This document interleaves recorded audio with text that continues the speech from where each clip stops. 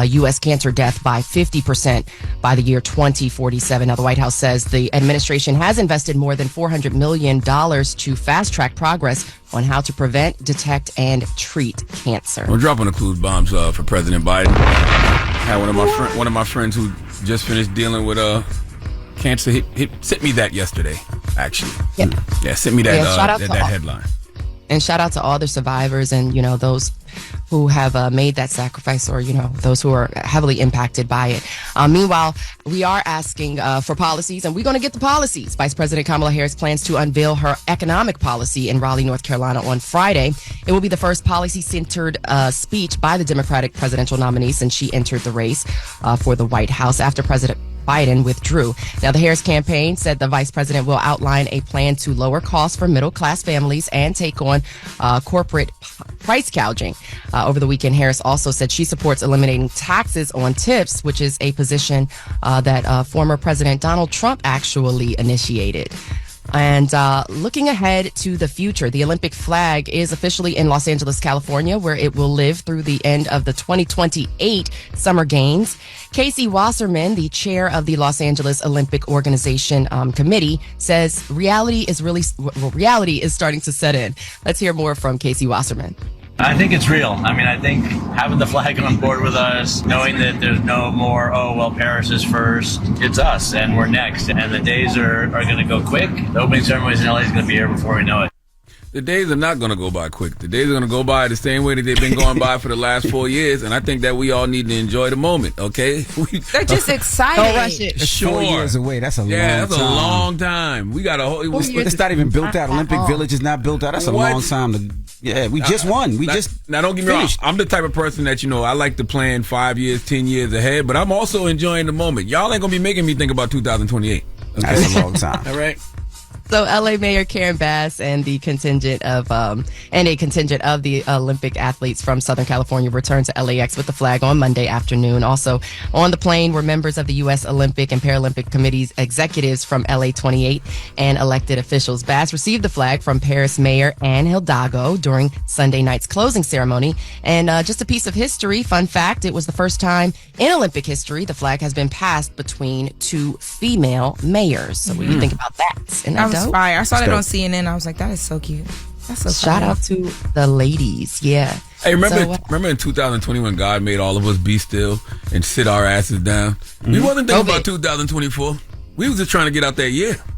We was just trying to get I don't even remember what I was thinking about. Exactly. I just sat here and tried to think about it. Yeah, 2020. That is 2020, yeah.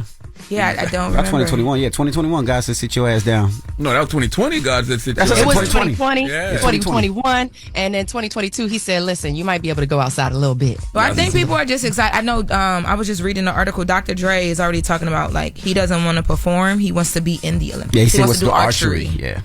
Archery? Yeah, that's about right. He'd be, 97 years old? Yeah, shut up, man. He was doing it in his backyard.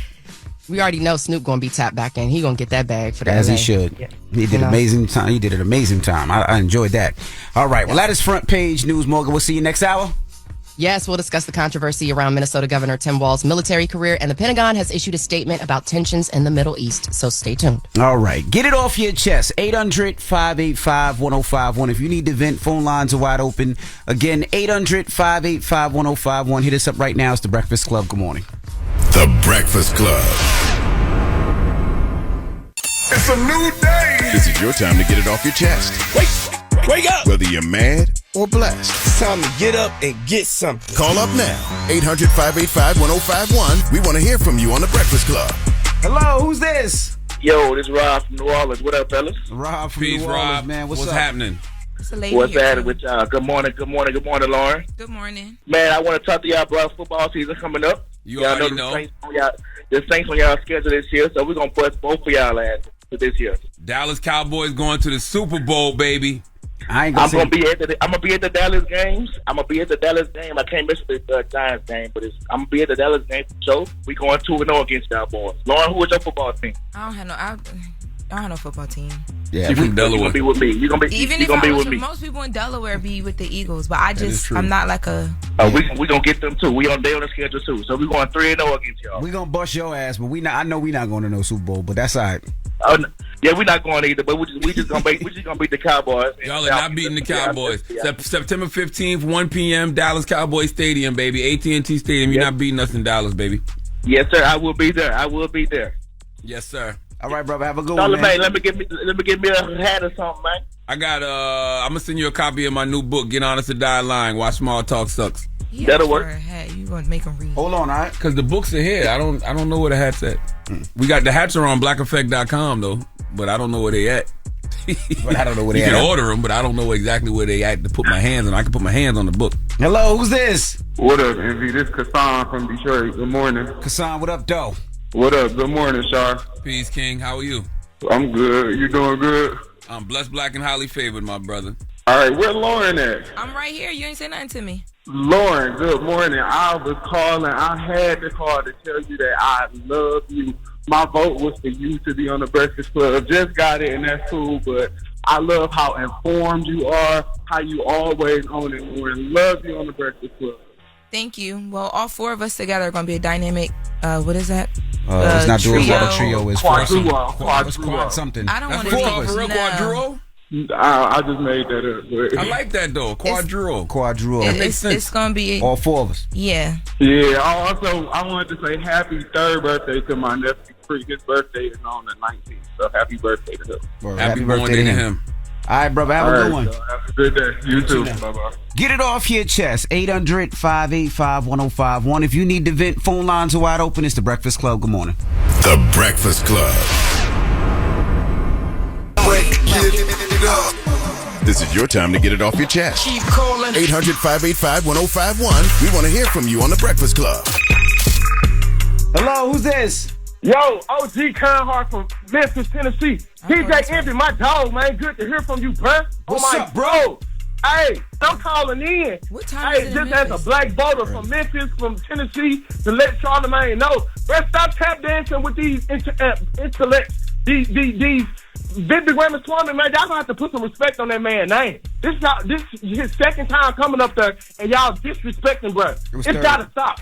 Gotta stop. This was his third time up here. Why do y'all think we disrespect him? We didn't disrespect him. Charlamagne, you be tap dancing like a mother, man. You gotta cut that stuff out, bro. Is you on Kamala payroll or something? Kamala? Like, bro, cut it out, bro. Like, for real. All the Kamala? You mean Kamala? Boy, the coonery you be doing, you gotta stop. And I thought you was my OG. Let me ask like, you a I thought you speak for the people. Hold on. So you calling up here yelling and screaming at me about MAGA, but I'm the one tap dancing? Hey, MAGA, what's wrong with making America great again? Hey, the gas prices, when is the cost of living. Listen. When has America ever been great for your black ass?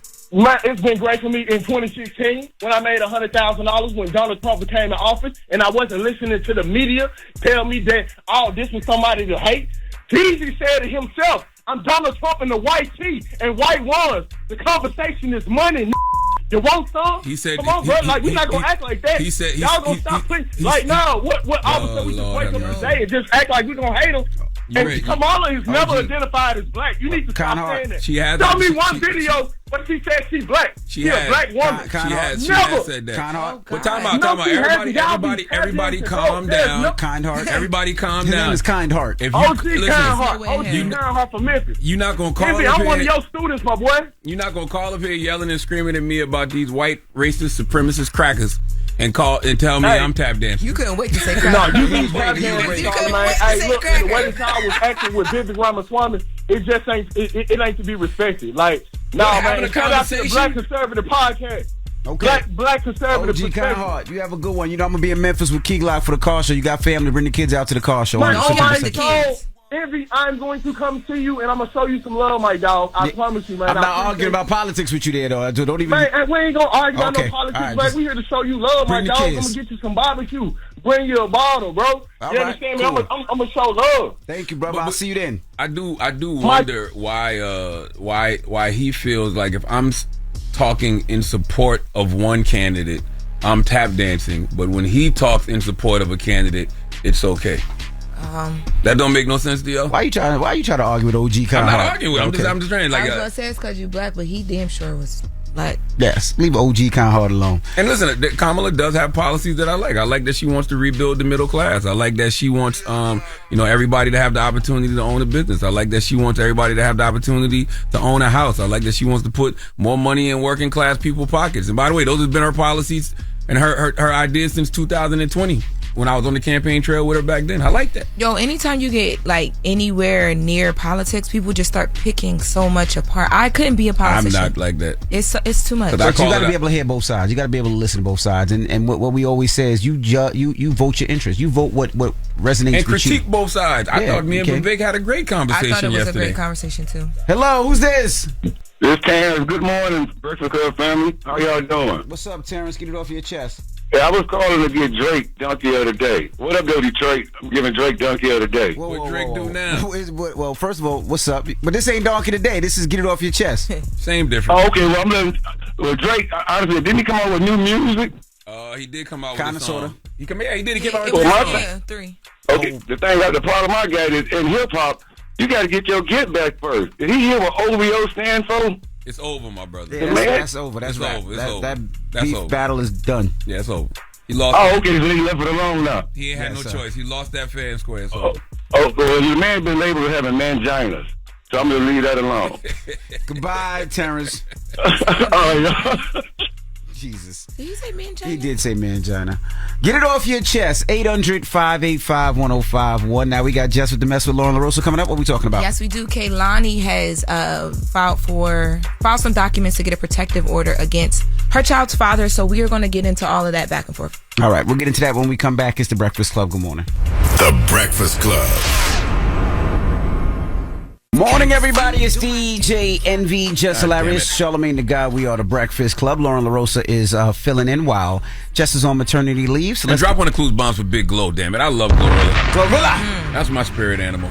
Her and Ray Gun, the girl that was breakdancing in the Olympics. That's your Glorilla and Ray Gun, my spirit animal. Why is Ray Gun your spirit animal? Because Ray Gun be moving to the beat of her own drum, man. I saw a video of her dancing in the street that I just posted on my Instagram. I really enjoyed that video. I enjoyed that video of her dancing in the street more than her dancing at the Olympics. Okay, I like people that don't give a damn. Just show your stupid ass. You don't even care. You just out there playing. Or playing all the time. Playing in the Olympics, playing in the street. You just like to play. All right. Well, let's get to Jess with the Mess with Lauren LaRosa. News is real. Whether it's Jess Hilarious, Jessica Robin Moore, just don't do no lies. She don't spare nobody. Worldwide Jess, worldwide Mack. On The Breakfast Club. She's a culture shoot. With Lauren LaRosa. I'm back. And I got the mess. Talk to me. So some more relationship drama to kick it off today and Jess with the Mess. Kehlani is going through it with her child's father. His name is Javon, and she just was awarded a court order protection from him. And this court order protection makes it where he cannot go within 100 yards of her or their daughter, nor can he be in contact with her. Kehlani also, because of this court order, was granted full custody of their daughter, at least until they go to court.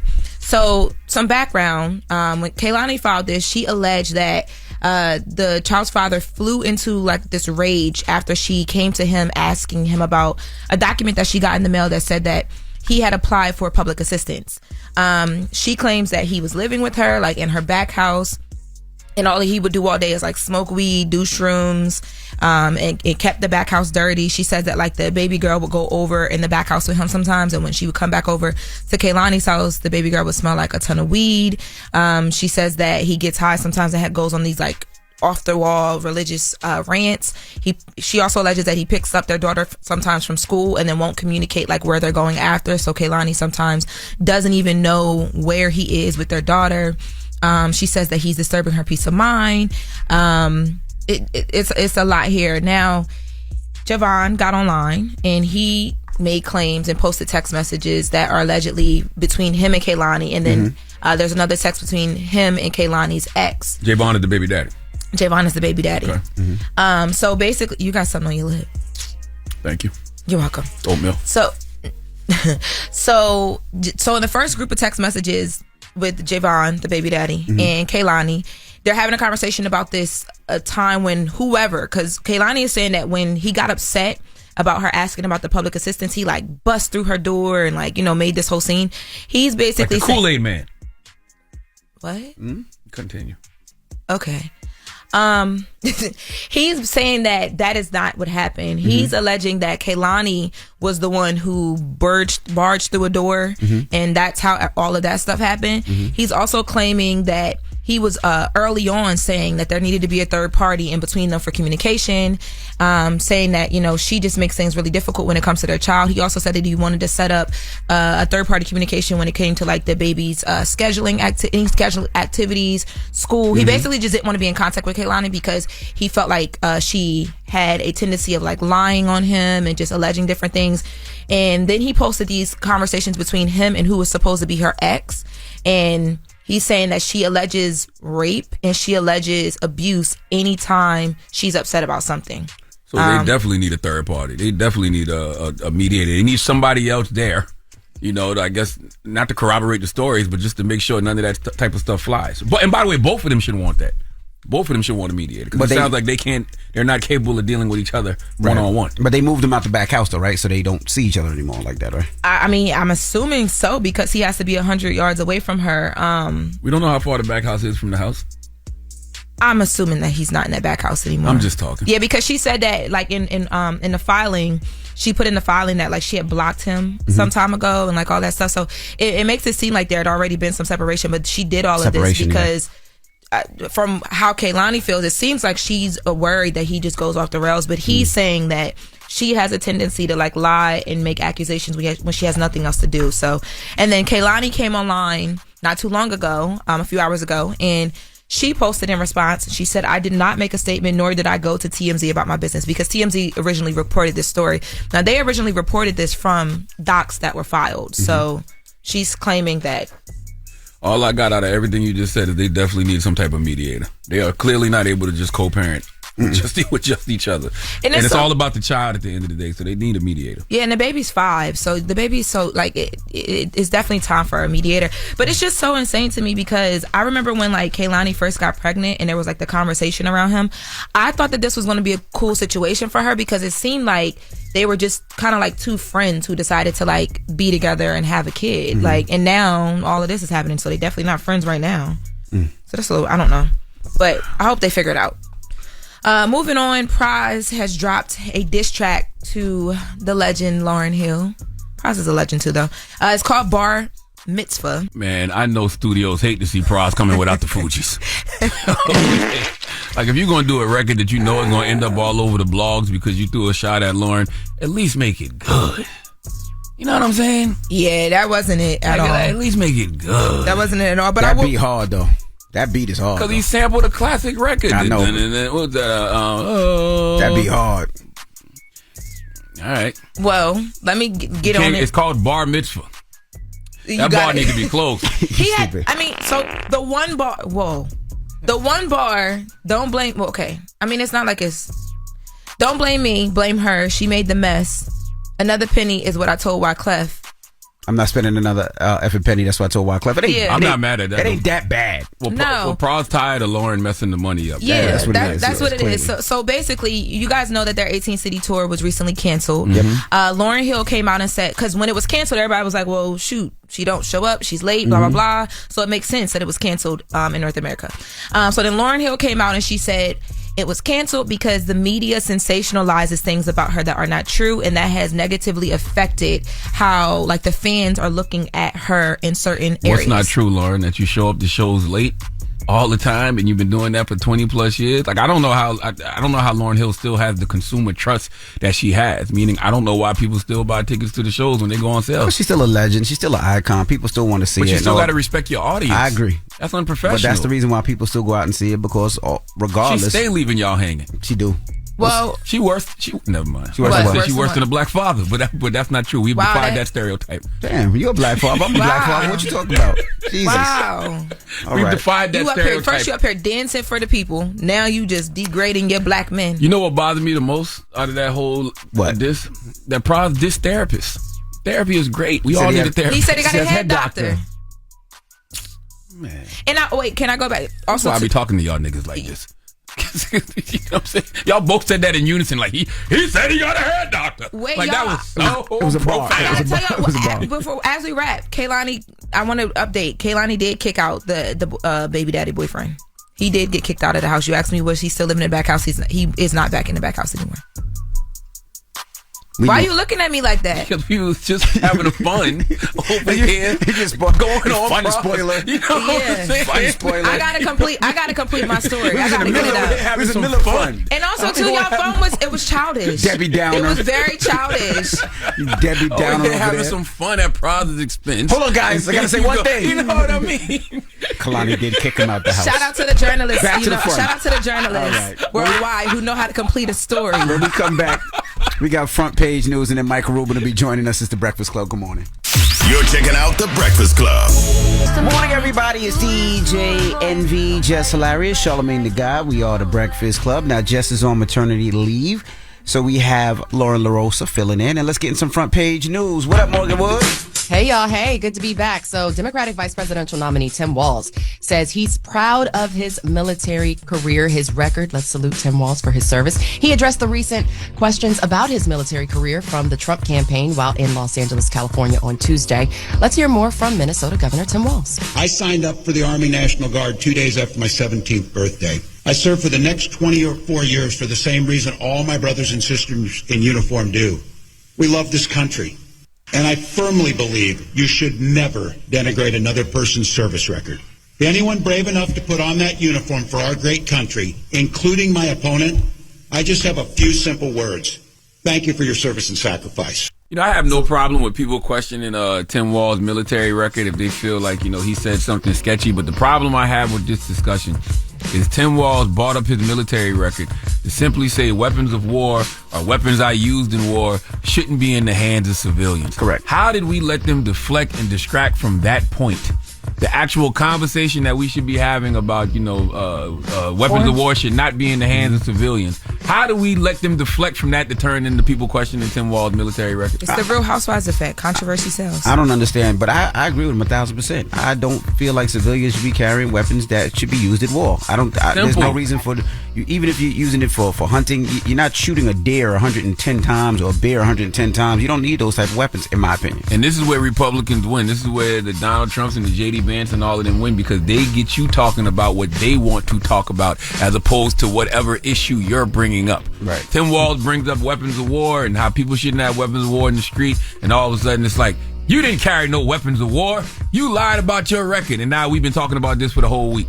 Well, Republican vice presidential candidate J.D. Vance has suggested that Walz inflated his credentials and that he abandoned his unit ahead of his deployment to Iraq, avoiding serving in a war zone, or to avoid serving in a war zone. The Harris campaign changed Walz's bio, which discussed his military rank after the questions first arose. Now, Walz served in the Army National Guard and left service to run for Congress in May of 2005. Meanwhile, the U.S. is preparing for a potential Iranian attack on Israel. Pentagon Press Secretary Major General Pat Ryder told reporters the U.S. is focused on de-escalating the situation in the Middle East.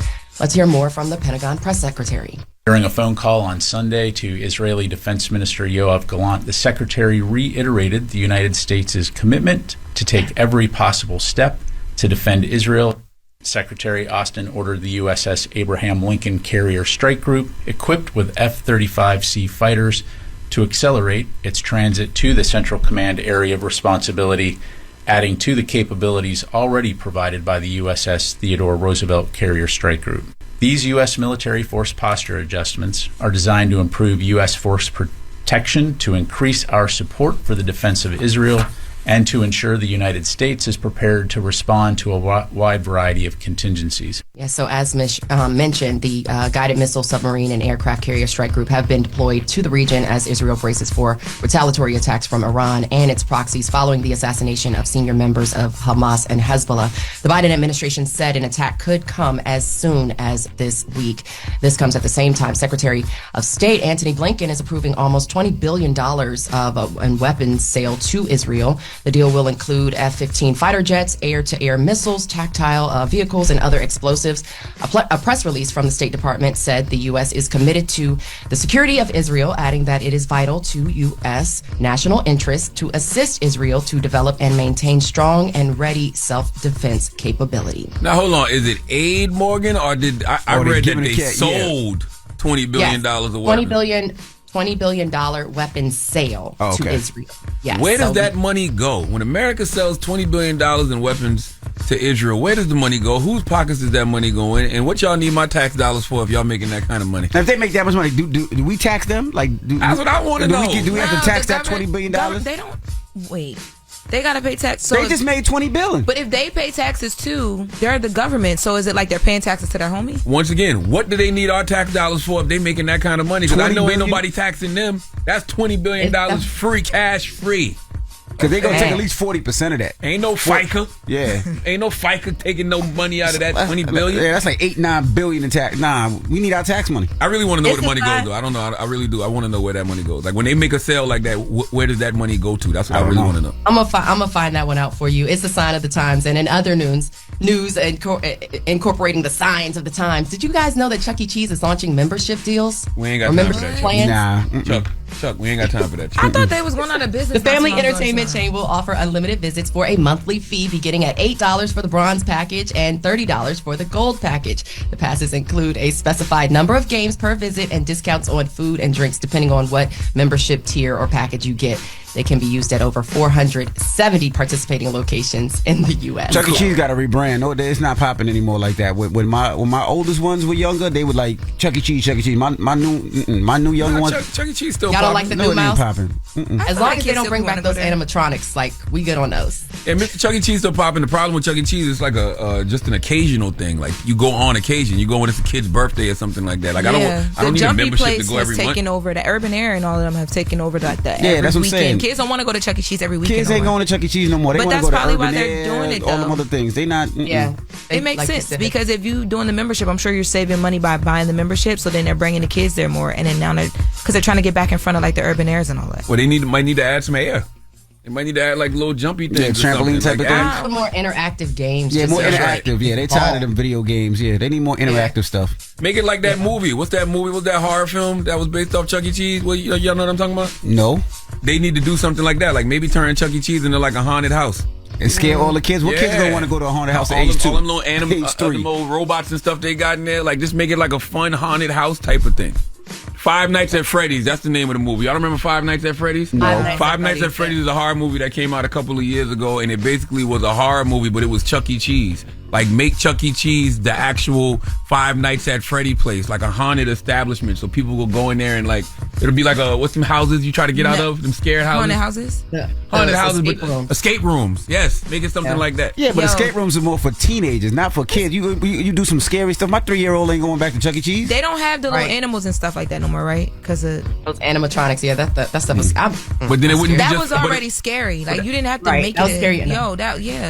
Maybe you cater towards a little bit more of young adults then. Now make it more interactive. If you make it like a Five Nights at Freddy themed horror haunted for young adults, Chuck E. Cheese they gonna want to DJ. Adults. They gonna want to be there rocking their hips. That's they not what gonna care about. I definitely like the idea of an adult arcade for sure. Yeah, that's. Do y'all know what Kahunaville is? No, that was a Delaware thing. Okay, never mind. All right, well, that's your front page news. I'm Morgan. You can follow me on socials at Morgan Media. And for more news coverage, be sure you're locked into the Black Information Network at BINnews.com. Talk to y'all later. All right. Peace. Now, when we come back, Michael Rubin will be joining us. Fanatic Fest is this weekend, and we'll talk to him about all that. So don't move. It's The Breakfast Club. Good morning. The Breakfast Club. Morning, everybody. It's DJ NV, Jess Hilarious, Charlamagne the Guy. We are the Breakfast Club. Jess Hilarious is on maternity leave. So we got Lauren LaRosa filling in, and we got a special guest in the building. Our guy. The founder and CEO of Fanatics, and he is doing a Fanatic Fest at the Jacob Javits Center this weekend. Saturday and Sunday, your favorite athletes, artists, celebrities will be in the building. You can get things autographed. They'll be selling merch, and it's perfect because I'm doing my car show this weekend, so there's a lot of things to do. They can go to your car, my car show, your Fanatic Fest. But ladies and gentlemen, Michael Rubin, welcome. Glad to be here. How you feeling? Always love being here. Feeling great. Why did your voice change? You did not sound like that before the mic came on. What is that, your announcer voice? Glad to be here. What was that? I'm ready for my announcer voice. Let's go, man. Now, you said I forgot something. What did I forget? It's actually Friday, Saturday, and Sunday. Oh, Friday, Saturday, and Sunday. Yeah, what are you? Is the car show big on Fridays? Just Saturday. My car show just Saturday. Okay, I thought you were trying to kill off competition. Oh, on Friday. no. Friday, Saturday, Sunday. No, we're pumped for this weekend. This is really exciting. You know, for me, New York's my favorite city in the world to kind of do something that's never been done. There's really not a sports festival anywhere in the world. Never I've seen. And you have this, when we think about this, you have so many other festivals. You have Comic-Con, which takes over New York City, gets 250,000 people. That's right. You've got Complex Con, which I'm going to go to in November in Vegas. You've got, all the music festivals. You've got South by Southwest. And I don't know why no one's ever done this in sports. You've got the trading card shows, which they have 1,000 of in the country. But I went to a trading card show. There's a big trading card show called the National, which gets 150,000 people. Is that the one in Atlantic City? It was in Atlantic City a couple years ago. Yep. It was in Cleveland a few weeks ago, so it changes cities each year. And you walk in there, you're like, this is nuts. There's 150,000 people, but it looks like when I went to high school. So it hasn't really changed since like the 90s. And so I basically went to Comic-Con in New York City and said, we got to do the same thing for sports. So this is going to be our first time doing it. Javits this weekend. We're going to have like 200 of the best athletes, celebrities, artists coming through. All the leagues are coming. I mean, you got Tom Brady's going to be throwing footballs to kids for an hour on Friday. KD and Ant with their Olympic medals coming in Saturday. They're going to be playing basketball with kids, football with kids. You've got, I actually last night said, this is nuts. I actually have a bunch of NBA players call me and say, hey, can I play basketball? Can I play football with kids? Like normally you're trying to get people to come do these things, and we got the best streamers in the world coming, and we've got so many of the big streamers. We've got Aiden Ross coming, Drewski coming, Sketch coming. We're going to announce a few really big additional streamers that are coming. So, like, to me, just to bring everyone together is awesome. What is Fanatics Fest exactly, though? Like, what is it? It's just a giant sports festival. Okay. Celebrating sports? Yeah, it's just, for me, it's like, what would you want every sports fan to dream of doing if they could just not be at an actual sports event and come? So you've got, like, NFL will be there, and you can, see all the Super Bowl rings since they've had the Super Bowl, all the Lombardi trophies. I see Tom Brady, Eli, and Peyton. Is that true? Yeah. Wow. Absolutely. Now, how does that work? Because I've seen them sign an autograph. So you can buy an autograph signed jersey there? Or they just win jerseys? So I think for Eli and Peyton, you can sign up to either get your picture with them, and you can pay to get your picture with them, or an autograph. Tom's just coming in. Tom's going to be interviewed by Stephen A. Smith on the main stage. Then he's going to be doing football with kids. I think he actually wants to walk around and look at trading cards because he's really into trading cards. So he'll be there all day Friday. I'm sure you guys know we're popping up the 40-40. I expect to see you guys there this weekend. Jay's going to be hosting it all weekend, which is going to be nuts. And, Jay called me and said, look, I love 40-40. I want to do something special. Why don't we set this up for people that are important to him, people, the athletes and celebrities that are coming through to support us, our most important gamblers. I think you guys know Jay and Dez own part of our gambling business. And so, it's kind of, you think about having like Jay-Z hosting 40-40, Travis Scott, Quavo, bunch of other artists that you guys, all spend a lot of time with, but then having, guys like Brady and Peyton and Eli and lots of other football players, and having KD and Ant and AI and Julius Erving. Kareem Abdul-Jabbar, really? Yeah, he's coming. Mike Tyson? Yeah, and Jake Paul. They're doing I can't wait for that. I was just with Jake at the Olympics. I could tell you, if he looked like he looked at the Olympics walking out of the bar we walked out of at 5 a.m. in the morning. Don't say it. I don't know. I could be worried for him, but I called to make fun of him yesterday. I said, yo, that did not look good for you. I thought you were going to say he got Mike Tyson. No. But that's what I said. Don't say it. No. He walked out. There was very funny videos of him online stumbling out of. Oh, he probably was faking. Yeah. No. He wasn't faking. He wasn't faking. No, he definitely wasn't faking. No, he's a sloppy drunk. Got you. Oh, he's gonna get knocked out then. Yeah. So I don't think. I think he's not drinking before his fight. Yeah. Hulk Hogan's gonna be there too. Hulk Hogan's gonna be there. Wow. By the way, Cody Rhodes is gonna be there. Rey Mysterio is gonna be there. I've had a couple of the artists like, yo, Rey Mysterio. We love Rey Mysterio. So like, it's we have 25 wrestlers coming. We've got the UFC champ coming. Alex Pereira. There's Holly Holmes coming. I mean, it's in every sport. We've got great people coming, but then the league activations are also amazing. Like, just, NBA set up there to have different skills competitions. NFL's got skills competitions, hockey, soccer. I think, by the way, punching. How hard can you punch the UFC bag? How hard can you slap? So it's going to be everything. Thank you to Fanatics too. I do my back to school drive in my hometown of Moncks Corner every weekend. I don't even know if you know this, but Fanatics donated a bunch of backpacks. I didn't know that, but whatever you guys need, we're always there for you guys because you guys are great friends and family. So and they did it specific to like Carolina teams, so like the Gamecocks and the Hornets. And, that's dope. Yeah, so thank you. I love that. Absolutely, I love that. Yeah. Now, how does this differ from the white party, Michael Rubin? So look, the white This party. is way different. You're not Kids invited. can go there. You're not invited to the white party, but you're invited to this. Rubin invites me to everything. Me too. You guys are generally invited to everything. The one thing I'll say is like Fanatics Fest, it's just how do you create this incredible sports gathering? And you don't have that other than actual games. And I think there's so many things that you can do at a Super Bowl or a MLB All-Star game or an NBA All-Star game for that each sport, but no one brings it all together. And then generally it's pretty hard to get the athletes, the artists, the players to come through and really support. So we try to do a bunch of special things like, Travis Scott's launching Cactus Jack exclusive trading cards at Fanatics Fest on Saturday. Those are going to be, and those cards, people are going crazy for those cards. I've never had more people hit me up and say, yo, how do I get those Cactus Jack MLB trading cards that you're launching at Fanatics Fest? So there's a lot of exclusive products as well. So it's really trying to just create lots of things for everybody. Like one of the cool things, when I went to this, the show that used to be in Atlantic City was in Atlantic City that was in Cleveland a few weeks ago, I saw two guys in full Oakland A's uniforms. And I called my guys up. I'm like, yo, everyone dresses for Comic-Con. How do we get everyone to dress for Fanatics Fest? And so literally I just went out and said, look, anyone who comes in a full team uniform or a super fan uniform, we're going to take the best dressed person each hour on the hour and bring them back to meet one of their truly, so someone comes in a Tom Brady outfit and they've got the helmet and the jersey and the pads and painted the faces pants and everything.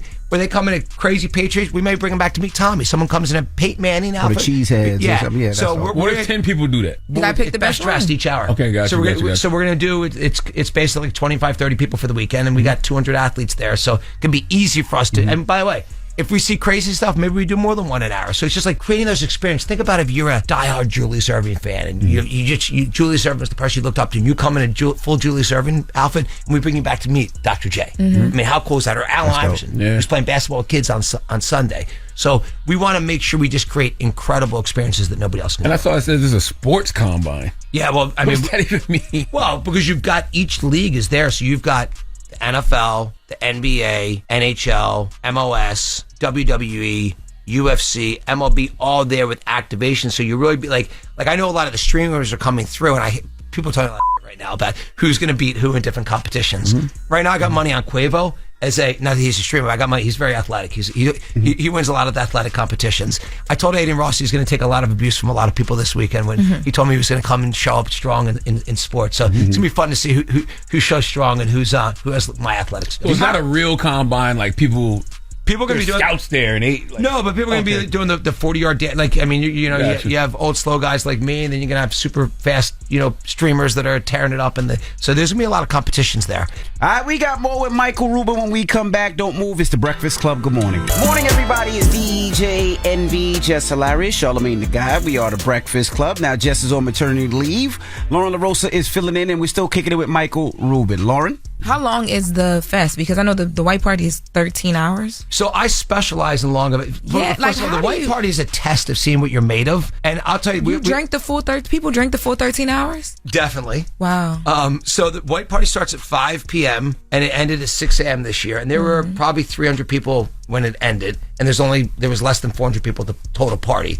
So that when you have CEOs of some of the best consumer companies together with best artists, best athletes, together with just iconic business people, like a lot of things come from that. We've also created a lot of relationships out of there too, a lot of marriages, relationships. I heard for sure. With Donovan Mitchell and Coco Jones. Well, Tom Brady met a new girl. I know Mo Bamba met his, I think now wife there. Yes. Wow. I read the rumors of what I see out there, people who met at the right place. So I love that. But even more the business relationships that come out of there, and to me, there's so many great relationships that are started and created there, and that to me is like the test of are we doing well? Are we helping people get to know each other? Are great business outcomes coming for them? And I love doing that. You see that. Look, you guys have all been to my Super Bowl party. You see that there, where a lot of great business opportunities come from that as well. Do you because so the business relationships come out of it, it's good vibes, but like when you see stuff online, like Drake was there this year and everybody was like, oh, they weren't allowed to play Not Like Us. Like, does that stuff bother you? And was that even true?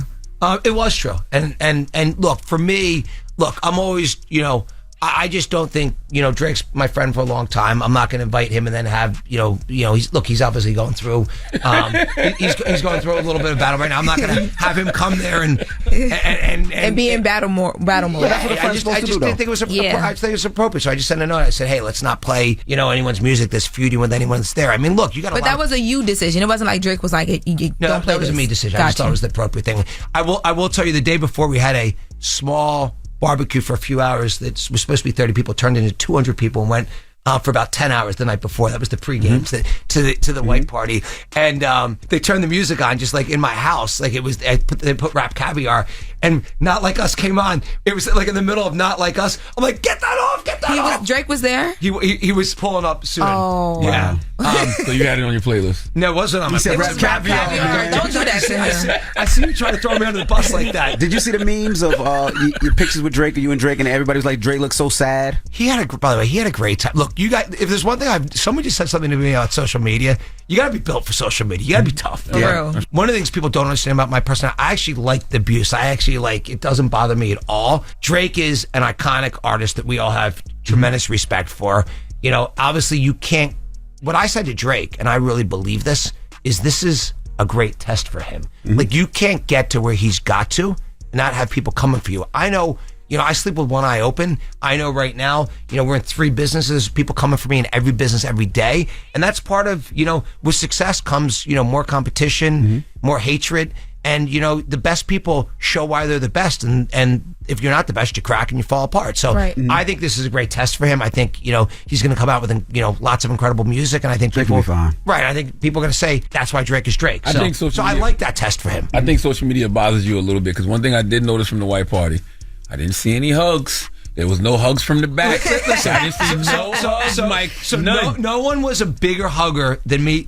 I will say I pay attention to everything, and I decided people right or wrong. I think that was pathetic. I think it was a joke. Or how they attack Lil Baby. Yeah. Look, by the way, what I hate? When watching a black person try to take a black person down, that's Baby is one of the best human beings on the planet. There's not a person who will always do more for his community, who's a great human being, who works his ass off. And here's what happened with Baby.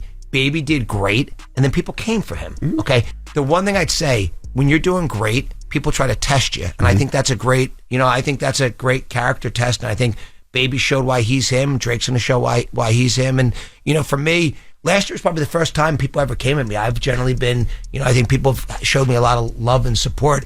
And, last year I realized, Fanatic's got a little bigger. I became a little more well-known. And so, hey, it's easy to try to pick at me for things. So, yes, I am a little more careful now. They do the same thing with Meek when they keep bringing up the bunny hopping. They say you made them do the bunny hopping. So, by the way, let's talk about that. There's nobody who's been more tortured this year than Meek. Talk about the Diddy thing. Now, I know Meek really, really well, and I've never been to a Diddy party. He's never been to one of my parties in my life. Okay. What happened to spread love? He's never been to one of my parties. Not a Super Bowl, not a All-Star, not a White. It's so funny. I'll say that up immediately. But I want to get this out there. Okay? Meek, I know that guy really, really well. Okay? Everyone going around trying to say, and by the way, if he was gay, who cares? There's not a gay bone in his body. You guys know him. Like, I know him. I've been around him more than anybody. Okay? For people to just, the internet, one of my best friends said to me, I think Meek's gay now. I'm like, why? You know what I say? Because I've read it 10,000 times. There's not a gay bone in that guy's body. So it's like, why do people want to bring somebody down? Why do people want to hate on somebody? Why does someone go lie on somebody? And by the way, talk about the bunny hops. But so now Meek says to me, we're in the Bahamas.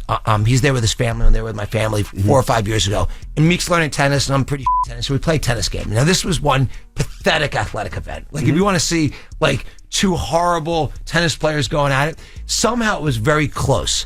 And so Meek says to me at the beginning of the game, he says, what do you want to bet? I'm like, what do you want to bet? I'm not generally I don't want to ever take money from my friends or bet money, but if they want to, he's like, let's do push-ups. I'm like, great, 50 push-ups, great. He said, actually, let's do bunny hops. I said, what's a bunny hop? He said, how do you know what a bunny hop? Idea. Meek said, 100%. I didn't even know I'd never heard of a bunny hop before. Okay, man. So now we do it then. when I put it out, of course, because I was making fun of him because I had no idea what people would turn this into. I put it on my story just making fun of him. Like, yeah, I kicked your ass in tennis. Like, it's fun. I actually won something in sports. No one says a thing then. 5 years later, people want to, now it's the turn, who are we going to hate on this one? So let's hate on Meek. Oh, Meek's gay because some guy made up a lie. Okay, so let's hate on him for that and just try to change the narrative. The thing I don't like about that is it doesn't bother me for me. It bothers me when I see the narrative of a really good friend of mine like Meek. Again, if he was gay, which there's not one gay bone in his body, who cares? Number one, if people want to be gay, it is 2024. Who the cares? Okay. Number two, there's not a gay bone in his body. So why do people want to lie about that? Why do people want to change the narrative? A bet he made with me to try to hurt him. That is the one thing I've learned about. Look, I'm just being blunt because it's me. It's the one thing I've learned about black culture that I don't like is that black hate on hate. Speak on that more. I heard you say that earlier, and I wanted you to expound on that. You said you don't like to see black people tearing down other black people. Yeah, it's horrible. Okay. It's horrible. I always want to be helpful. I feel lucky and fortunate to do what I do every day. To be whatever success I've had, I feel blessed to do that, and I want to give back in every way I can. In business and in charitable things, I'm always trying to be helpful. Why does someone want to bring somebody else down? Let's try to build everybody up. I'd be more excited to see one of my friends do something that's 99% less meaningful to me, but it would be really meaningful to them because I want them to do great. I want everyone around me to do great.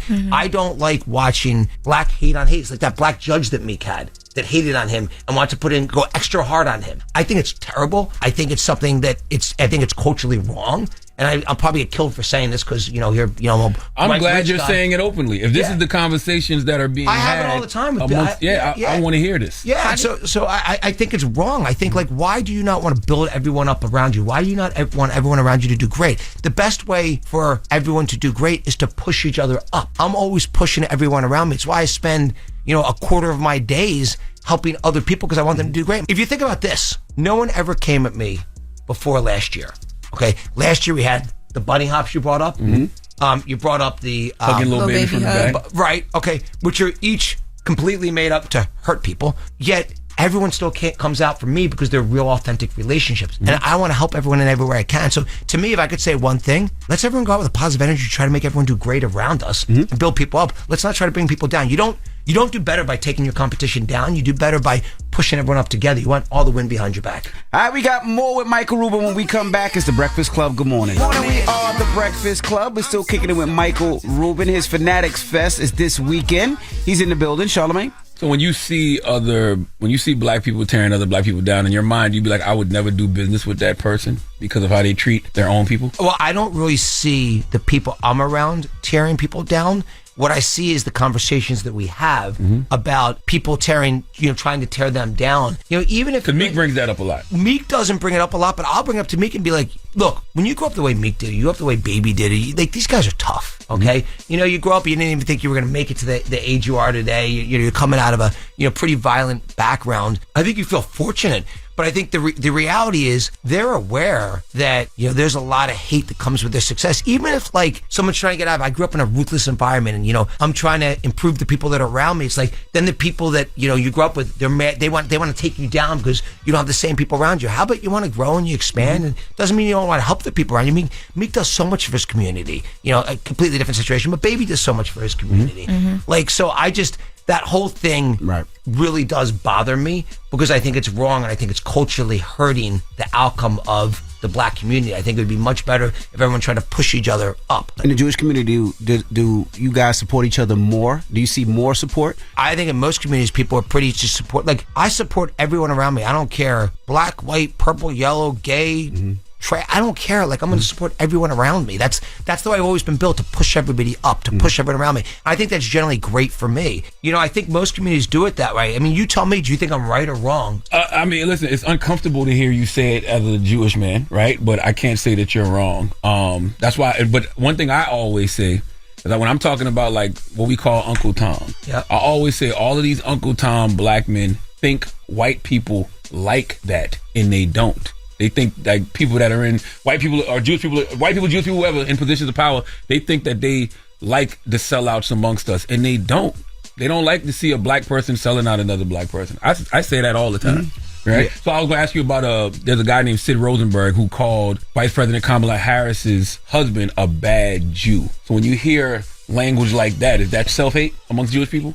I don't know any of the background to it. I didn't even know her husband was Jewish until you just told me. But you've heard that term before, though. You've heard somebody call somebody a bad Jew. I think people have told me I'm a bad Jew. The people tell me I'm not doing enough for the Jewish community. You know, people say to me, "Oh, you do so much for the black community. You start the Reform Alliance. You spend so much money, time, and energy to fix the probation parole system. Why haven't you done more for the Jewish community?" You know, for me, I was always great at giving money away. I never did the work. And then when obviously, and you guys know the story so well, when, Meek went to prison for not committing a crime, and I'm sitting in that courtroom and watching what was a really close friend of mine, go to get sent to 2 to 4 years prison for popping and wheeling on a motorcycle. That was the most out of control I ever felt in my life, because I'm used to, in business, being able to, control my own destiny. And I think that's when my whole perspective changed, of really having to not just give money, but really make a difference. And I think that's when, once he got out, we started the Reform Alliance. Now we have this giant Make-A-Wish partnership, which everyone's so excited about, where we do every sports wish. We help to make it better and crazy, to get the athletes really involved, to make the wishes great for the kids. And we love giving back. I get told I'm a bad Jew all the time, because they're like, hey, people say you've only posted 10 times about what's going on. But to me, you have to do things that are authentic. I got so emotionally involved in fixing probation and parole once I saw how up the system was, and so I'm honored to do that. You also can't do all things to all people. When I get called a bad Jew, does it bother me a little bit? Yes, because I think I'm doing everything that's comfortable for me, but I can't also fight every fight. We spend a lot of time on probation and parole reform. We spend a lot of time on Make-A-Wish. And I work 17 hours a day at Fanatics, which is, my part-time job. Do you miss owning the 76ers at all? Do you miss that job? No. I'll tell you why. I think when we did the Sixers deal in 2011, I was in a different part of my life, and I think Fanatics was way less established, and I think we were a much smaller company. It went from, in the early days, helping the growth of Fanatics and it was kind of like a little bit of a business development platform, and then I learned so much from the Sixers, and I was able to really help in a meaningful way. As Fanatics got a lot bigger, now we have thousands of deals with individual athletes, which are prohibited by all the leagues. We're now in the betting business, which is prohibited to take bets on your own team. It was really in the way of Fanatics' growth. And so selling the stake in the Sixers allowed me to just take Fanatics to the next level. And on top of that, I'll tell you, I don't think there could be a bigger opportunity for me in my life. When I look at where Fanatics is today, and I feel like I'm just getting started with it, and I look at I just watched the Nike movie a year ago, Nike Air. And you look at that and you're like, he's 87 today. Okay, I'm going to do this for the rest of my life.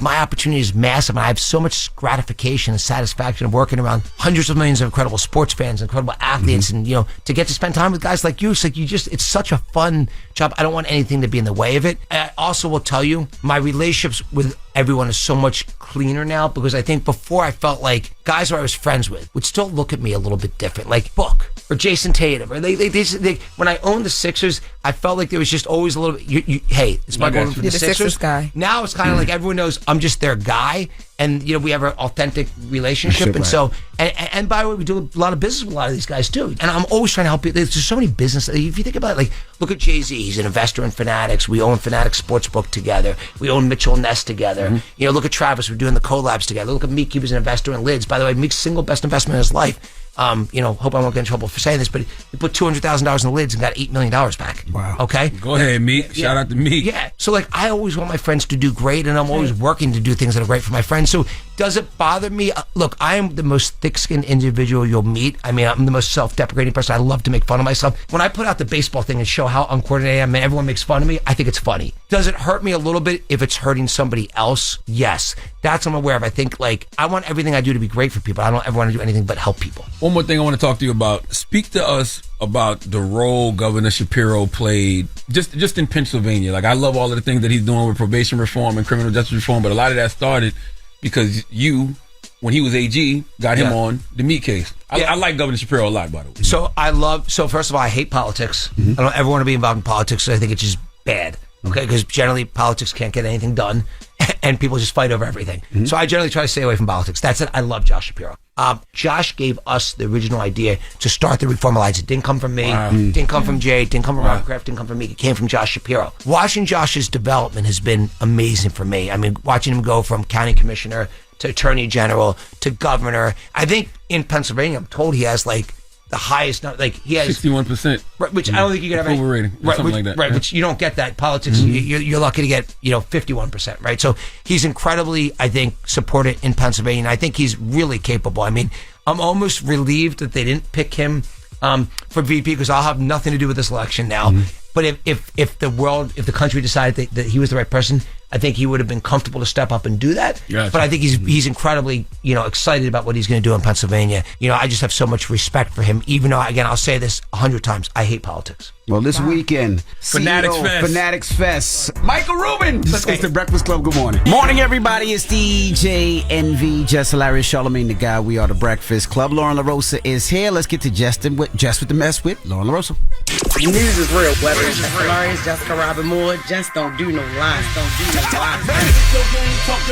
She don't spare nobody. Worldwide Jess, worldwide Mess.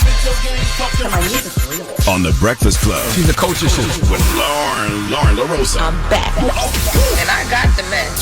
Talk to me. Y'all done got Sauce Walker in trouble. What happened? So when Sauce Walker was up here and we were talking to him about him being like one of the first people to call Drake out for cultural appropriation, because he was saying like Drake would come through Houston and like basically just link with like the bigger names of Houston but never pull up the other artists there, and he's supposed to do that because he's taking so much from Houston and the people there. I don't even think he was saying that he links with the bigger artists. He was just saying that he don't link with the artists enough, period. He said he felt like it was more appropriation than appreciation. Yes. You can let him explain. So we're gonna get to that. We're gonna get to the clip. Let's take a listen. This particular superstar, this particular entity that's in my city can simply make 2 songs with 2 different artists here that's gonna create so much revenue, from ESPNs to the talk shows to Nikes and all these huge companies seeing that, oh wow, there's money, there's momentum, there's lucrativeness in the state of Texas. Look at these artists working with these artists. Isn't that required of the Houston artists too, though? Because Travis ain't no slouch. Travis is a big deal. Travis signed artists from Houston. Yeah. Travis has made music with artists from Houston. It's Megan Thee Stallion. She has songs with Sauce Walker. She got songs with Max Queen. She got songs with Lil Kiki. She got songs with Big Pumpkin. That's really being from a city, being and appreciating the culture. No disrespect to Bun B. He's from Port Arthur. He's not from Houston. A lot of people try to say, oh, well, Drake made a song with Bun B. Bun B not from Houston. No disrespect to him. This is Houston, Texas we're talking about. You just said Houston, didn't you? Did you say Port Arthur? Did you say Houston? Houston. All right, then. So this was trending yesterday. People were engaging in the conversation of who Drake has worked with in Texas, who they haven't. But most importantly, Bun B stepped outside. He posted on his Instagram in response to Sauce Walker saying, born in Houston, Northwood Manor, moved to Westside, PA, in 6th grade, none taken. Because he said no disrespect. Bun B said none taken, but he wanted to clear some things up. I'm dropping a clue bomb for Bun B always. We do nothing but salute and respect the icon, Bun B. And the caption said, for the record. So I had no idea he was from Houston, though. I thought he was from Port Arthur, Texas, like Bun B, Pimp C, Steven Jackson. Port Arthur, Texas, because they rep so hard, Yeah, I didn't know. But you know what? I wasn't here for that interview, but the only thing I don't like is Drake does a lot for the city of Houston. He might not, rep the artists. He might not like a lot of the artists there. You never know. But as far as what he does for Houston and what he does for that area, as far as support, as far as financial, as far as make sure that he puts his hand on Houston, he goes to the restaurants, he's out and about in Houston. I think he does a lot for H-Town. But you don't live there, though. You don't live in Houston, so you don't know. Well, I'm in Houston a lot, and I see what he does out in Houston. Online. Sure, but I can't argue with Sauce Walker. I lives there. But he just say he doesn't do songs with artists. But if I don't like a particular or doesn't match, but he's done joints with Bun B before. He's done joints with Houston artists, but he does a lot for Houston. He might not be. You from Queens. It might not be for rappers, but he does a lot for Houston. There were a lot of people online pointing out some of what Envy is saying. Like when Drake is here, he supports our local businesses. They talked about some of the DJs that he sampled different tracks from, and sampling, assuming he would have had to pay to clear different things and like whatever from other Houston artists. The conversation turned into, and Sauce Walker said this when he was here. He said, it's not about me. It's not me saying I want a song with Drake. But the conversation turned into, he's just mad that Drake hasn't done anything with him. I don't think that's the case, though. I don't think that's the case at all after talking to him. And I think the examples he gave, because, when I brought up Travis Scott and he explained the things Travis does being from Houston, and he explained what Megan Thee Stallion does being from Houston, I understood where he was coming from. Yeah, but I think even if Drake did all of that and tried to do more of like what a Travis Scott would do by coming there and like building festivals or like whatever, he would still get shots thrown at him for real, because it's just Drake. He low key is and has always been kind of like the outsider who figured it out. Drake has worked with Travis Scott early on. He's worked with Bun B early on. He touches that city a lot, hands down. Yeah, I mean, I like Sauce Walker's argument better than both of y'all. I was going to say, I think his argument was valid. What he was saying is he might have done all of that, but there's like a core, like that benefits you. Travis Scott is one of the biggest artists in the world, right? But there are other artists, like he named a bunch of artists in that interview that like a Megan Thee Stallion has worked with. That Lil Kiki, Big Poke. Some of them artists, I didn't know about those artists, but like I know about them now because of the conversation and because of Megan Thee Stallion. I mean, I do, but Drake is not from Houston. Drake is from Toronto. Drake not from Atlanta either. But he does a lot. He does a lot for Houston, but he's from Toronto and he does. He's not from Atlanta, but a lot of people but he's in Houston a lot more than he's in Atlanta. Duh. That's the point. But he spends a lot of money with local businesses in Houston. He lives in Houston. He has a house in Houston. A house in Texas. I don't know. If you look at the contrast between working with 10 Atlanta artists, 10, 11, 12 Atlanta artists compared to Houston, I understand Sauce Walker's point. Me too, because Drake has that reputation of being the guy that like helps the artist kind of get to a bigger point. Like he co-signs people. So he's saying you throw that co-sign everywhere else. Why not over here? But yeah, wrapping up. So, okay. Does this mean I can do one more? No, that means you gotta wrap it up. Okay, looked at the time. All That right. means you gotta wrap it up. All right. Well, donkey today. Who you giving a donkey to? Man, there's a Florida man whose name has not been released. You know how stupid you must have did something so stupid in Florida that they won't release your name, okay? But he's 25 years old, and I don't want to tell you. I'll tell you when we come back. All right. We'll get to that next. It's The Breakfast Club. Good morning. The Breakfast Club. Your mornings will never be the same. The craziest people in America. I really got Bronx trauma. It's time for Don't Give a Damn. We in the Bronx. Suck much. Y'all not shutting us down. We in the concourse for the The craziest people in America come from the Bronx and all of Florida. He lied. Why does the Sunshine State consistently produce such strange news? If I catch y'all ass in traffic, I whip her, my virginity out. Y'all don't touch it. It is just one of the many wacky news stories out of Florida. On The Breakfast Club. Oh, man. Yes, Donkey today for Wednesday, August 14th goes to a 25-year-old Florida man whose name has not been released. Now, I'm going to tell you something. When Florida doesn't release your name, then you have really done something stupid. I don't know why this man's name hasn't been released, but it makes the story that much more interesting. I promise you, when we get his name, you will be the first to know. Now, what does your Uncle Sharla always say about the great state of Florida? Say it with me. The craziest people in America come from the Bronx and all of Florida, and today is no exception. It's actually a tragic story because a person was killed and 2 others injured for what seems to be no real reason at all. Let's go to CBS 10 Tampa Bay for the report, please. In Tampa, police confirm 1 man is now dead, 2 others hurt after another man drove the cab of a semi-truck into the Emperor's Gentlemen's Club. This happened around 4:20 this morning at the business on East Adamo Drive. Witnesses told us the driver had just been kicked out of the club minutes before. He stood outside the club, got into his semi-tractor, was in the parking lot for a few minutes. When he saw the individual that he was in the confrontation with exit the club with another group of people, he intentionally accelerated that truck into that group of people. However, they say the people hit were not involved in the initial confrontation. 2 of them are being treated for serious injuries right now. The driver is in the hospital in critical condition. He didn't even hit his target. Just killed the innocent person and injured 2 innocent people because he got kicked out of a strip club. If you get kicked out of an establishment, why take it as rejection? Why not look at it as God's protection?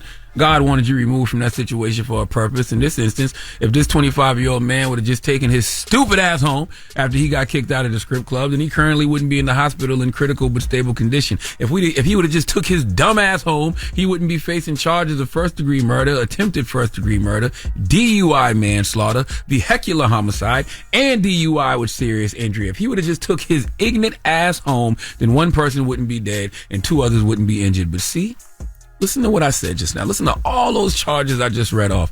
2 of them had DUI. Okay, DUI manslaughter and DUI with serious injury. That damn alcohol will impact your decision-making skills every single time. Do you know liquor stops the part of the brain that makes judgment calls from functioning as it normally does? This means liquor doesn't just impact decision-making, it distorts a person's sense of judgment, period. And that's what you rely on to make smart decisions. This man was saucy out of his membrane, and it's Florida, so no telling what else he was on. You drive a semi-tractor into a strip club. You drive a semi-tractor into a crowd of 6 people because you're upset you got kicked out. Oh, I know fentanyl-fueled activities when I see them. And this situation got Rihanna's makeup all over it. Fenty. Okay, look, man, rejection is a part of life.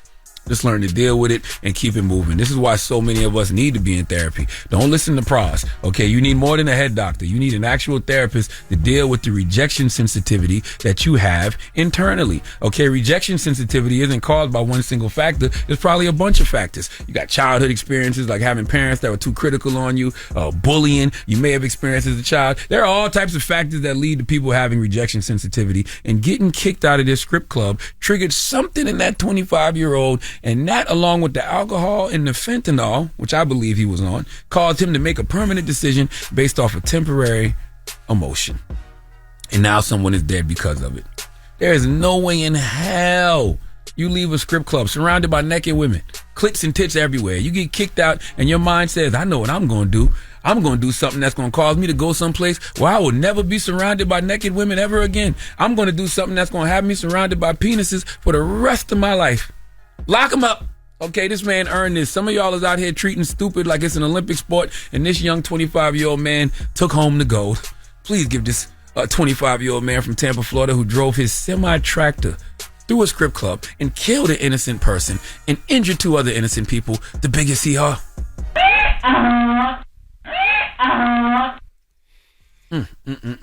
Tits and clicks. You came up with that? No, God did. Don't you have one? You know what I meant. You know what I meant. That's such a silly question. You know what I meant. Come up with that. God made those. God did. Yes. Jesus Christ. You know what I meant, though. No, I don't. No, I didn't. All right. Well, thank you for that donkey of the day. Now, when we come back. You lucky I don't got nothing to throw. Yeah. Throw that bagel. I want my bagel. Oh. All right. Well, when we come back, 800-585-1051. Michael Rubin was here earlier, and he was talking about how he felt that the black community, that black people do to other black people. This is what he said. That is the one thing I've learned about black culture that I don't like, is that black hate on hate. Like, like it's horrible. Like, I don't like watching black hate on hate. I think it's terrible. I think it's something that I think it's culturally wrong. And I'll probably get killed for saying this because, here, I'm glad you're saying it openly. If this is the conversations that are being had. I have it all the time. I want to hear this. Yeah, so I think it's wrong. I think, why do you not want to build everyone up around you? Why do you not want everyone around you to do great? To me, if I could say one thing, let's everyone go out with a positive energy, try to make everyone do great around us and build people up. Let's not try to bring people down. You don't do better by taking your competition down. You do better by pushing everyone up together. You want all the wind behind your back. I told Michael Rubin that I felt uncomfortable hearing a Jewish man say that. But that wasn't the only emotion I felt. Now that I think about it, I was embarrassed. Because Michael Rubin didn't say anything that I don't say every day. And I was embarrassed because I know he's right. And it's a part of me that I'm glad he said it, because you have a lot of Negroes who think selling out their own people to cozy up to the white man is what white folks want. White people don't even respect that. They don't even respect you. They don't respect you out here tearing down your own people. So what is the question? I just want to know how people feel. All right, 800. I felt uncomfortable and embarrassed. I want to know how people feel. I didn't feel uncomfortable. We've been saying this for the last, how long we've been on this radio? Yeah, still felt embarrassed. I still felt uncomfortable and embarrassed. It just was like a, ooh, okay. That's part of being uncomfortable. Yeah, like when he said it, I was like. And embarrassed, because it's like, oh. And he's such a nice person. I was like, who are you? Like, why are you all in my house in my business? And it's what your parents say, you let them go out here and embarrass me, boy. Yeah, it literally felt like, I felt like my grandma was going to call me after and be like, you up there talking to that? Like, I didn't feel embarrassed. He's seen it close in. He's seen it with Meek Mill. He's seen it with Little Baby. He's seen it with a lot of the things around him. So, and we've been talking about it for a long time. But let's discuss when we come back. How did that make you feel? 800-585-1051. Phone lines are wide open. It's The Breakfast Club. Good morning. The Breakfast Club. Steady calling my phone. It's topic time. Call 800-585-1051 to join into the discussion with The Breakfast Club. Morning, everybody. It's DJ NV, Jess Hilarious, Charlamagne the Guy. We are The Breakfast Club. Now, Jess is out on maternity leave, and we have Lauren LaRosa filling in. And we're asking 800-585-1051. What are your thoughts after hearing Michael Rubin on the show this morning talk about black on black? I don't want to say crime, but black on black hate. Let's listen. That is the one thing I've learned about black culture that I don't like, is that black hate on hate. Like, like it's horrible. Like, I don't like watching black hate on hate. I think it's terrible. I think it's something that I think it's culturally wrong. and I'll probably get killed for saying this because I'm glad you're saying it openly. If this is the conversations that are being had, I have it all the time with I want to hear this. Yeah, so I think it's wrong. I think why do you not want to build everyone up around you? Why do you not want everyone around you to do great? To me, if I could say one thing, let's everyone go out with a positive energy, try to make everyone do great around us and build people up. Let's not try to bring people down. You don't do better by taking your competition down. You do better by pushing everyone up together. You want all the wind behind your back. So what do you think, Lauren? I originally, my first thought when he said it to myself was, ooh, how dare he go there? And then also too, kind of why you all in my business? Why you all in our house type of thing? Because, we told when stuff happens amongst us or amongst our community, we keep it inside. You don't go outside. Don't. We put it all over Twitter. Okay, but and Instagram. But if you y'all know what I mean. If you grew up with your grandma, whatever, you're taught that when something goes down, it's not to be discussed amongst others, and he's a other. So I was just kind of taken aback when he brought it up, but it was honest, and he was a straight shooter about it.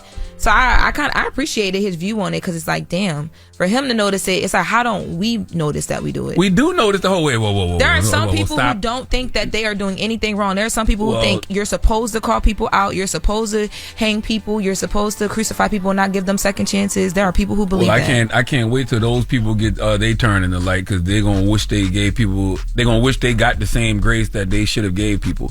But I did feel uncomfortable when Michael Rubin said that because he is a white Jewish man.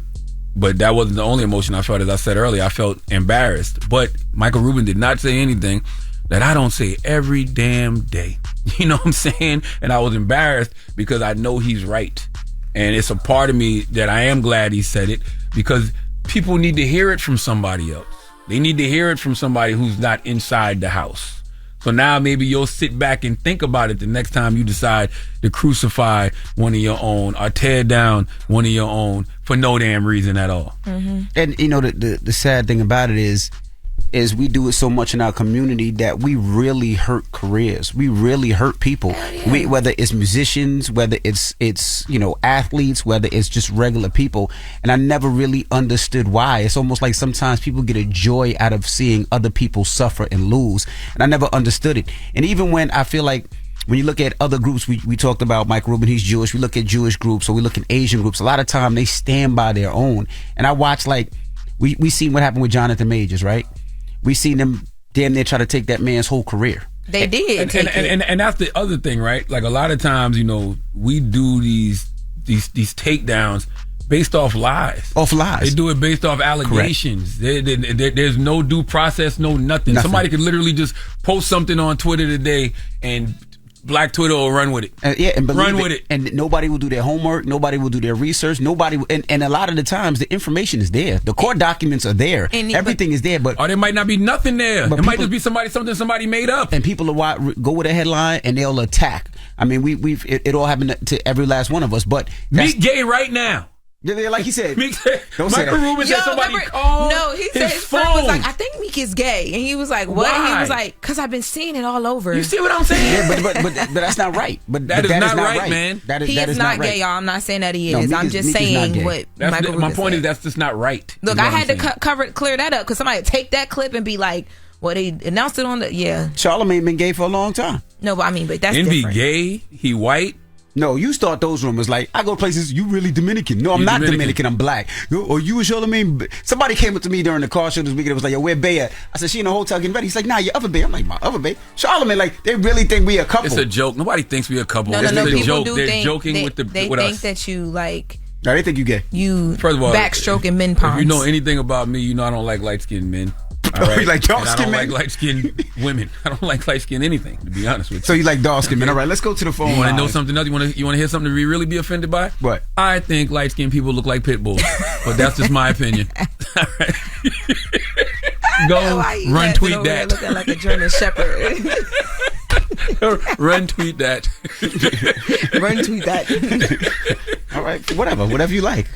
Like dark men? Okay, it's cool. Hello, Candace. Hi, good morning. Good morning. What's your thoughts after hearing pretty much, I'm watching you guys on TikTok right now. That's funny. Pretty much, I agree with every single thing he said. So I've worked in finance for a few years now, and I realized that in these very white, affluent spaces, you'll have a few of us And I enter thinking, oh, everyone's going to, like, all the black people are going to come together and try to build and educate each other and help others, and almost like talented 10 trying to bring each other up.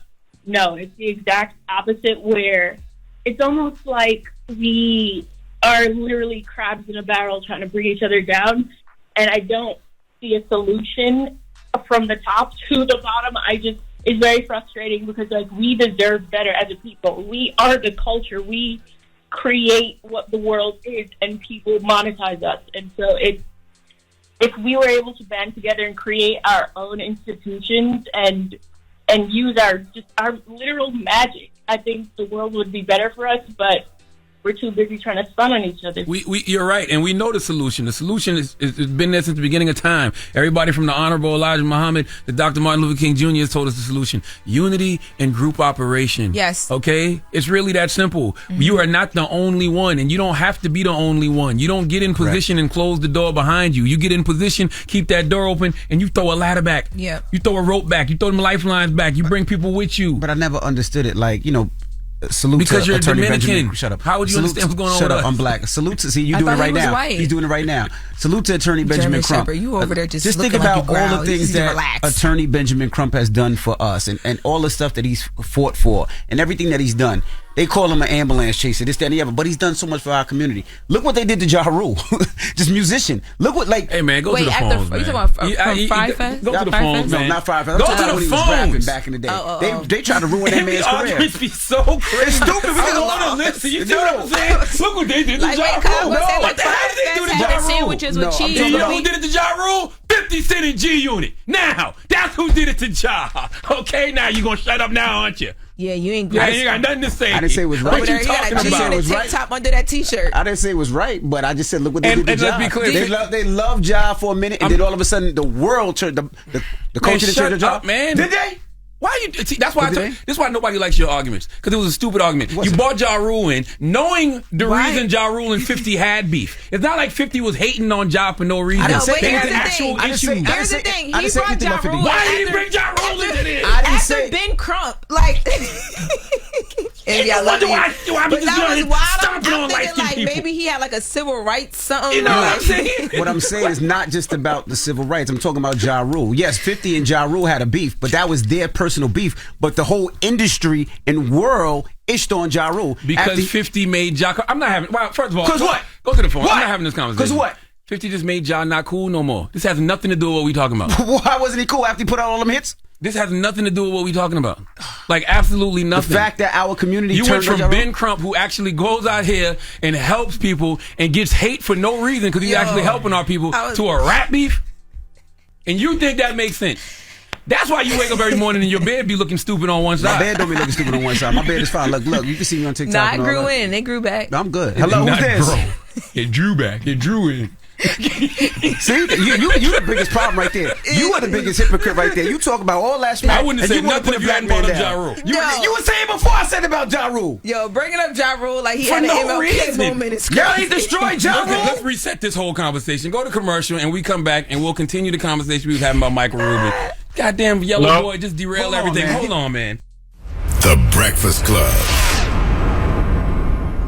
Everybody, it's DJ Envy, Jess Hilarious. We have the racist Charlamagne that calls me Yellow Boy. Don't call me Yellow Boy. Look, call me Black. I can't call you what you're not. If you don't call me Black, I'm not going to talk to you anymore. I'm not calling you what you're not. Okay. I am Black, sir. What do you check on the census? Other. Black. Listen. Black, you idiot. Michael Rubin was on the show earlier. This is what he said.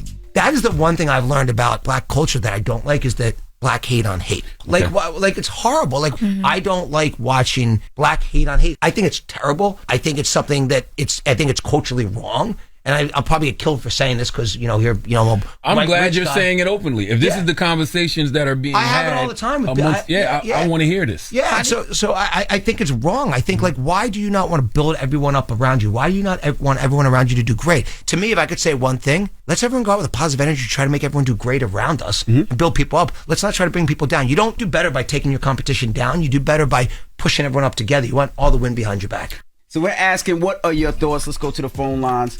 Hello, who's this? Hey, that's Leonard. Leonard, what's up? What's your thoughts, Leonard? Your name Leonard for real? Yeah, Lenard. That's not how I spell. Mine is Lenard. but continue. Yeah, that's Leonard. No, it's not. His name is Leonard definitely Leonard. Leo. So Leonard, talk to us, Leonard. Yeah, man, Charlamagne, I just want to say, I feel like my man, dude, you don't put enough effort in helping the people down here in South Carolina and Charleston. But you always screaming 843 and 803. But we got a lot of artists down here like Bad Boy Stab and Long Money and Killer Skip and a lot of people that we be putting on, but you always screaming other artists. But using 843 as your convenience and Mouse Corner as your convenience every time, man. We don't really like that part of you. We want you to put the city on. You know the struggle that's down here in South Carolina. So let me ask you a question, right? I just want to say some things real quick. So I can give $250,000 to South Carolina State University and open up a scholarship fund in my mother's name. I have my backpack giveaway this actual Saturday. Matter of fact, my annual backpack giveaway and fish fry this actual Saturday. So when you do stuff like that, where you're actually doing things that benefit people in the community, you're upset. You're upset because I ain't shout out a rapper. Huh? You're not there physically. You can. I mean, I can donate and put my name on something. That's what I'm talking about. You can donate, put your name on some gas. Listen, I'm always home. What are you talking about? I was just there 2 weeks ago for the 1 year anniversary. Tell them you ain't see him. Well, about a month ago for the 1 year anniversary of the International African American Museum. Tell them you ain't see him. Listen. That I'm also on the board of. Tell him you ain't see him, Leonard, and he stole your name. You're on the board of? Yeah, I'm on the board of the International African American Museum in Charleston, South Carolina, on Gaffney's Wall. I'm talking about the efforts of putting the people of South Carolina, Charleston on the same way you be doing the other cities and other states screaming out their artists and stuff like that. We got artists down here. Tell them about the artists out there. Go ahead, bro. Salute to my guy, Little Boss. You know what I'm saying? Salute to my man, Little Boss. And my man Ty. I support Lil Boss all the time. Bossy had a single out in a while. I'm talking about. What you mean? Boss put out a record last week. He said Boss had a single out in a while. Boss put out a record last week. Man, I'm talking about every artist that come out and charge that I'm on. I ain't hear nothing from Boss in the last week. Right, Leonard. I'm Long Money. Molly Marl's my guy. Long Money. How old are you? How old are you, brother? 50. I'm 46. Man, hang up on this old ass nigga right now. You old ass too. Hang up on you for that represent South Carolina. I knew he was. I knew it. How you knew he was old? He didn't see the Instagram post about Boss. Thank you so much. This is what I'm talking about. We appreciate you for calling. This man is 46 years old. And forget everything I do in the community. He upset because I don't shout out the rappers he know. I don't want to hang up on him because y'all told me don't hang up on people no more. That's the talent that's down here. All right, Lenore, enough's all right. Just make that was ridiculous. He was just loud and wrong. That was ridiculous. It is what it is. I don't care. Hello, who's this? Keisha from Brooklyn. Hey, Keisha from Brooklyn. Good morning. Good morning. Talk to us. What's your thoughts? So, to be honest, I got secondhand embarrassment. That's how I felt. Definitely. So, I always say if we come together, we could be so much stronger. I don't condone violence, but we've seen the situation on the boat. Everybody on that boat deserves an NAACP award, But at the end of the day, I truly feel like we outnumber them. And, not to say dumb to make it a race thing, but we're very strong if we just stick together and we do the cops a favor when we're taking out each other in that kind of way. We give them what they want. Like, it makes no sense. I truly believe, not to say he was 100% right, but Jews do stick together. That's why, in all reality, a little bit of them are winning. They stick together. We don't. Listen, you're not wrong. That's why I said I felt uncomfortable and I felt embarrassed, but I can't sit here and act like Michael Rubin was saying anything wrong because he says the same thing that I say every damn day. Hello, who's this?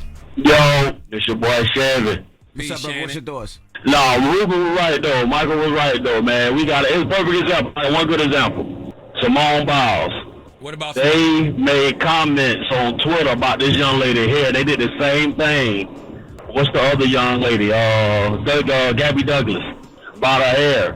Why does her hair matter? This young lady's slipping. She's sweating. She's running. She's doing stuff that you can't do. Well, you know what they say? They said, you got to stop needless criticism of your brother and sister because you got to remember that jealousy destroys from within. He right. And I think sometimes when we see people like Simone Biles and these people who do amazing things, you can't understand why that's that person and it's not you. But it is you. You just have not found your gift yet. You got to unlock the gift that God gave you to achieve great things. And what she does is not what you're probably here to do. I don't even think them people on Twitter think that deep. No, I think people make excuses. Don't think that. y'all? People make excuses for their lives. Why you always including me in the bullshit? That's y'all. That is not a y'all. I would never ever drag her about no like. It was trending about her hair. I know it was trending, and also too, I feel like sometimes some things should be kept inside of your group chat conversations. Like, you can have an opinion on things, you can feel a way about certain things, but to get out there in public and to like say certain things, like I had to learn that in real life about a lot of things. Like, everything don't need to be said all the time. People hate because they're not happy with their lives, so they need an excuse to the reason why they're not happy. So the fact why they're that, not successful. So the fact that Simone Biles just won a gold medal, just won 2-3 gold medals, a silver, a bronze. The first thing people are saying is look at her hair. Yeah, that's right. crazy. That's insane. That's and it's different and stuff is progressive, because there are some things I think that we should be able to have conversations about each other about, but progressive criticism and just tearing somebody down are two different things. Completely two different things. I totally agree. All right, well, what's the moral of the story? The moral of the story is Michael Rubin was right, and we're not going to sit here and act like he didn't say anything that we don't say amongst each other all the time. And the last thing I'll tell y'all is that unity and group operation is a must. And you should stop needless criticism of your brother and sister, because jealousy destroys from within. And stop being so quick to tear people down just based off something you heard on social media. Because a lot of it, majority of it be lies. It's false. Majority of it just be false allegations. Majority of it be a narrative that somebody has created, and y'all just take it and run with it. And that run with it hurts somebody's life. It hurts somebody's job. It hurts somebody's outcome. It hurts the way that they provide for their family. And it's effed up. Now we got Jess with the Mess coming up. Yes, we do. What black person you about to hate on, Lauren? First of all, hate on is crazy. Like, why you always coming for me? We're actually about to get into a really good conversation. We got Adam Sandler conversation coming up. We're also going to talk about Naomi Osaka, and she brought up a really good point about postpartum. All right, we'll get to that next. It's the Breakfast Club. Good morning. News is real. Whether it's Jess Hilarious, Jessica Robin Moore, just don't do no lies. Don't do no lies. She don't spare nobody. Worldwide Jess, worldwide Mack. On the Breakfast Club. She's the culture show with Lauren LaRosa. I'm back. And I got the mess. Talk to me. Alrighty, y'all. So Janet Jackson made a revelation, and some people knew some of this stuff, but not all of it. So she sat down with BBC Radio, The Breakfast Show, with Scott Mills, and he asked her, like, someone just told me this, but are you related to? And then he started naming different people. So let's take a listen to the clip. They don't have that clip. You don't have Janet Jackson. Someone told me this earlier. Are you related to Stevie? He's our cousin. How have I gone that long in life? Not a lot of people know that. He's our cousin on my mother's side. That's blowing my mind. So is Tracy Chapman. Whoa. Hang on. Can we go through the family tree again? So is Samuel Jackson. So Stevie is what to you? My cousin. Tracy Chapman. Cousin. Samuel Jackson. He would be a cousin too. I mean, he's not my brother. Right, yeah, fine. But yes. I never knew. I just assume all Jacksons are related. Me too. Is that a black thing? Probably. All Washingtons and Browns too. But the Stevie Wonder thing is incredible. Stevie Wonder, I think I heard the Stevie Wonder thing. Janet Jackson fan? Yeah, I heard that before. I didn't hear Samuel Jackson though. Yeah, so Samuel Jackson actually denied it. In 2017, he had sat down with The Wired, and they asked him, "Are you related to Michael Jackson?" He just said nope. But like, she's saying it did happen. But it always be like that. You know, when your mom be telling you, like, you know, this person your cousin. Second cousin, and then you meet the cousin, person, right, and yeah. like, we not cousins, and then it's like a whole thing. That's how you know Samuel Jackson popping. Because who the hell gonna deny being related? Yeah, I would to take that Jackson? one. I'm like, yeah, that's my cousin. That's my family. Yeah, that's fam. I know Charlamagne related to the Bailey family. That's not true though. Chloe and right? Halle Bailey. Yes, that is true. I always hear you say that, but that's not true. What I don't. Here go envy with another, just taking us off the highway for no damn reason. Once again, Ja Rule. No, that was related because we were talking about cousins. And that's your cousin. No, it has. Why you bringing? Is that me your into cousin? It? You know who you related to? Chico DeBarge, El DeBarge, okay, Carlos Boozer, all right, everybody in Terror Squad, okay. Fat Joe want to put you on one of the Rewind 10 boxes. No, I'm not even gonna hold you right now. If you came in with a Terror Squad chain, I wouldn't even think twice. Oh, he had one. I'm black. No, I didn't have a Terror Squad chain, but he's really related to the Bailey. He really is. And real, that's like black cousins or like real cousins? No, we are, but that has nothing to do with what we talking about right now. How did y'all find that out? A long time ago. But that has nothing to do with I'm just saying, so he is related. People don't know, but he's really related. We be joking up here, he's really related. I know they pissed they related to you. I know they are. They deny it all the time, too. You need to shave under your arms, Lauren. I've been wanting to say that all morning. My arms are shaved. Don't do me. Don't do me, and I don't even do prickles. He just always want to point out something. Oh, me? Because you want to talk about... That might be the new style. Leave her alone. You don't know what she does. Y'all, my underarms are shaved. Do not let this man... that is the new style. Yeah. Envy, why are you going with him? Rock deodorant is. It is what it is. I just don't understand why you got one underarm shave. Wow. Both of them are shaved. Y'all do not do that crazy. shit. No, do not. Just because you in here with a Terror Squad chain on, don't try to make it seem like I'm bringing back the 70s little V cut. Your underarms look like Envy's bid. Like one of them, it's like it's drew in on one side and then the other side is bald. It's kind of crazy. You just lucky you not ashy today. I'm never ashy. He is always ashy. I know, and he is. Continue on, because he's going to keep going. Exactly. So we're going to move along to Adam Sandler, because it's too much black on black crime in here. Oh, man. See, right now. Black people putting be the black people main down. one. You just had a positive note 5 seconds ago. No, it's at 9:45. Yeah, all right. We're going to move on to Adam Sandler. So Adam Sandler sat down with Joe Rogan for the Joe Rogan Experience, and he talked about the Will Smith Oscar slap. I talked to Rock yesterday, just for like 10 minutes or something, and we got really excited about stand-up again. I go, you writing? He goes, I kind of am. He's like, I need a break. I think that's a good way to do it. Take a little break and just refresh your mind so you're not running stale. Because he did a live special, too. His live special was, I loved it. Yeah, and it was also like the build-up because of getting slapped by Will Smith and all that crazy shit. Yeah. I think that was like the best thing that ever happened to him, because then he became like wild again. Like his stand-up was like outrageous. Like it was like the Rock of old. That night was like watching a Super Bowl. It's interesting to see people's perspective, because I never looked at Chris Rock's stand-up as wild and outrageous. Me neither. It's always just been smart. And it's just been Chris Rock. Yeah. And I also didn't look at that night as a Super Bowl. I didn't think that it gave Chris Rock like a new energy. Like it was, Chris Rock is a legend. Yeah, like, I didn't think so either. It's not even people's perspective, it's white people's perspective. Because there's no black people that were like, yo, Chris Rock is back again. Like, this was the moment he needed. Like, no, it was. I did hear some people saying this was the most popular Chris Rock has ever been, which is actually ridiculous to me, because it just lets me know people don't understand his career. The legendary status of Chris Rock. Yeah, out there, damn mind. By the way, it happened on the Oscar stage, y'all. He was presenting at the Oscars, like a show he's hosted a couple of times. What are we talking about here? I'm still mad at you about my underarms. Why you mad at me? Because you ain't shaved under your underarms. You gonna get with this people video. Are crazy. How you mad at me because you didn't shave under your underarms? And all I did was just point it out. I think had you your forget back you on yesterday camera about something. You mad at me because your underarms I had a Terror Squad chain. I see the hair he talking about. You mad at me? You mad at me because your underarms got edges. What sense does that make? So you got lace front underarms. No all right. Thank you for Jess with the Mess.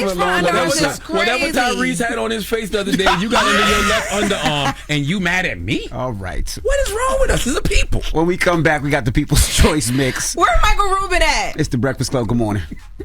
The Breakfast Club. Your mornings will never be the same.